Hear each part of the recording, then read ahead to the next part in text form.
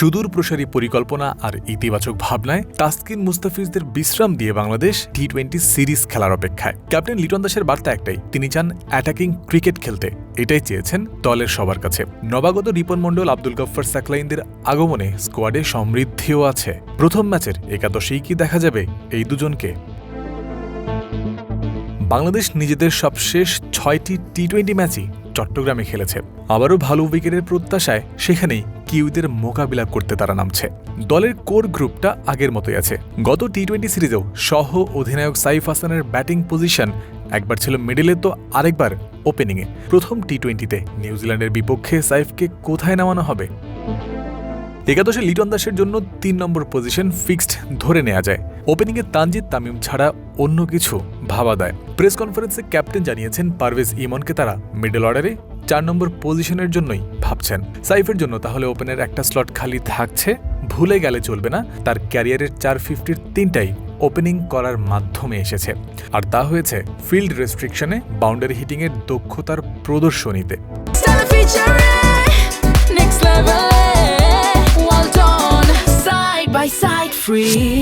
5 নম্বরে তাওহিদ হৃদয়, 6 নম্বরে শামীম পাটোয়ারি। সম্ভাবনা এমনই, সেটা হলে শামীম হৃদয়ের ওপর থাকবে গুরু দায়িত্ব। শেখ মেহেদী সবশেষ ম্যাচে নেমেছিলেন সাথে, সোমবারও সেই সম্ভাবনা প্রবল আছে। স্পিনারের আরেক স্লটে রিশাদ হোসেনকে বাদ রাখার কথা কেই বা ভাববে? অনেক আশা করে আব্দুল গফফার সাকলাইন, রিপন মণ্ডলদের স্কোয়াডে আনা হয়েছে। ক্যাপ্টেন জানিয়েছেন তাদের উপরে ভরসার কথা। প্রথম ম্যাচে দুজনকেই খেলানোর সম্ভাবনা অনেক বেশি, তাই দেখাই যাচ্ছে। চট্টগ্রামের হাই স্কোরিং উইকেটে সাকলাইনের স্লোয়ার কাটারের ভ্যারিয়েশন, রিপনের কন্ট্রোল আর ইয়র্কারের ডমিনেশন দুটোই কার্যকর হতে পারে। মেহেদির পর রিশাদ সাকলাইনদের কাছেও যথেষ্ট ব্যাটিং সাপোর্ট লিটন আশা করছেন। এবার বাছাই করতে হবে 3 নম্বর পেসার কে হবেন।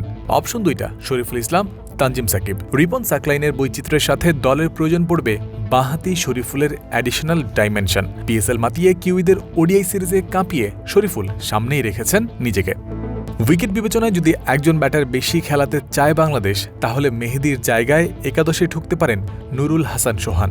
সেক্ষেত্রে বল হাতে সাইফ হাসানকে পুরো 4 ওভার বল করার জন্য প্রস্তুত থাকতে হতে পারে। সোমবার সাগরিকায় দুপুর 2টায় মুখোমুখি হচ্ছে বাংলাদেশ ও নিউজিল্যান্ড। এই দুই দল একে অপরের বিপক্ষে খেলা সবশেষ সিরিজে 2023-এর শেষ ভাগে নিউজিল্যান্ডের মাটিতে হাড্ডাহাড্ডি লড়াইয়ের মুখোমুখি হয়েছিল। নেপিয়ারে হওয়া প্রথম ম্যাচ জিতেছিল বাংলাদেশ। পরের ম্যাচ বৃষ্টিতে ভেসে গিয়েছিল তাওরাঙ্গায়। শেষ ম্যাচে কিউইরা জিতে সিরিজ শেষ করেছিল 1-1 সমতায়। জয়ন্ত বিন্দু, ক্রিক ফ্রেন্সি।